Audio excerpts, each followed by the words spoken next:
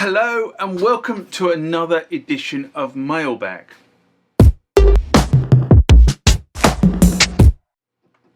What is Mailbag? Well, Mailbag is a feature of the channel where you guys leave lots of comments on the channel and I attempt to answer those comments, or if I can't answer those comments, I throw it out to you guys who have more knowledge on some of this stuff than I do. So let's get into the first mailbag of this session. Remember, like, comment, subscribe to the channel. Go over to Instagram and follow me there. Go over to Facebook, follow me there. That's where the normal notices are. And consider becoming a Patreon.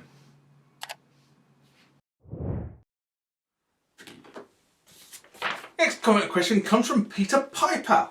And this was in response to... Do you know your floppy disks? An SMR I did in February 2024. And Peter writes, oh well, the DSDD floppy disks and disk drives. But fortunately, I found a box of these disks at a second-hand store about 10 years ago. Some 60 disks, some of them still in their original sealed boxes. Well, they are like gold dust nowadays, especially ones that are still sealed. I occasionally see them come up, but people want ridiculous money for them. I also bought a box of 30 old floppy drives from eBay. Well, that's where most of us get them. 19 of them worked, and so far 7 were drives that can be used in a 720 disc PC. One of the drive work was perfect to replace the broken drive in my Akai S900 sampler. The slot for the drive on that sampler is a few millimeters higher than the usual drive slot, but the Chinon FZ254 was almost the right height. It was the standard drive for the Amiga 2000. To make backups of the floppies, I use Windows 7. I use a Windows 7 PC with one of the old hard drives and OmniFlop. OmniFlop comes with a specific floppy driver. I can't remember any issues making backups. Discs from Akai 900, S900, S950, Casio FZ1 and Yamaha TX16W. Well, it's the Yamaha TX16W that's causing me all my problems. These were all image files, so there was no access to any patch or sound data. Oh, note, that's not exactly true. The FZ and S900 images can be loaded onto the sample tab on the tracker software OpenMPT. It reads the whole image and you get the samples of the disk in one sample with a few data chunks between noises. Of course, this only works in one direction, but if your goal is to use them as samples in your VST, this is great. The TX16 contains a single samples and programs. File format is AIFF, at least that's what the triad.net says, but it's packed into a container with the extension .c01 for samples. I did manage to get that into audio out on the PC. I guess it's compressed in some way. I've kind of made headway on the TX16W, I have to be honest. But as I said, lots of people say, oh, you can just read them in PCs. No, you can't. I think it depends on what PC you've got, what hard drive you've got, what version of OS you've got. Because just trying to read them on a standard PC doesn't get you anywhere. Although what I have found something very interesting is around the disk formatting and the difference between a Windows PC and a Mac. So I've still got work to do on this. I spent a lot of time earlier in the year sort of kind of getting to the point where I think I understand what's going on.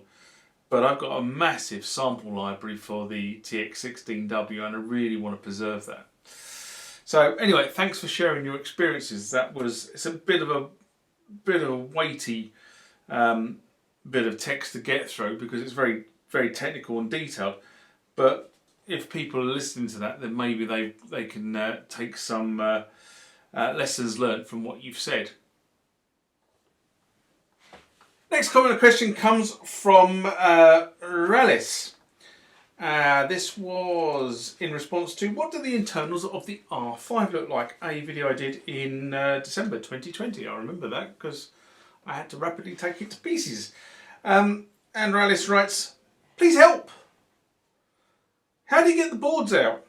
I can't figure out how to get the drum pads out of my R8. And I have to be honest, so I've taken the R8 to pieces, obviously. I've got a video to do on the screen of the R8. I've actually got a donor R8 down in storage. It's not here, it's down in storage. Waiting for me to get round to that piece of work. Like many other pieces of work I've got to get round to. So what I said was basically I've got a series of views on the R8 which I took, but the only video I've done on the R drum machines is on the R5, and I want to do something special with the R5 because my R5 is in a dreadful state, and I was talking to the guys in Poland who do restoration work, and I kind of agreed a scope of work, but I haven't really followed it up because obviously I didn't have the cash at the time. So at some point this year it's my intention to follow that up with these guys, get a fresh quote out of them, and then restore my R5 in a different way, because it is so knackered now in terms of the case. Doing a standard restoration on it I don't think would actually complement it, so I think this is an opportunity to actually do something a bit different. So you'll see what that looks like when I start engaging that process. Anyway, but say the only real video I have on the R8 is to change the battery, and that's actually relatively easy on the R8 because you just flip the back off and get to the battery that way. And I put a link in the original response, which I will put into here, about where that video is. So if you do want to get into the R8 and change the battery, the video is there. Now but it only tells you how to get into the instrument. It doesn't tell you how to completely strip it down.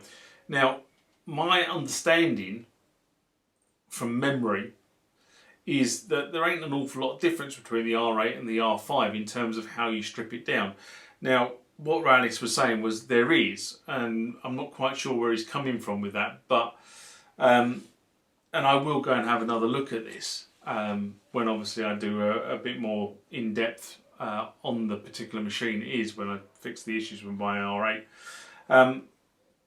But if you watch the R5 video and you take the sentiments of the R5 video, you should be able to strip the R8 out, because it's just at the end of the day, it's just a slightly scaled down version of the R8. Sorry, the R8 is a slightly scaled up version of the R5. So hopefully that helps.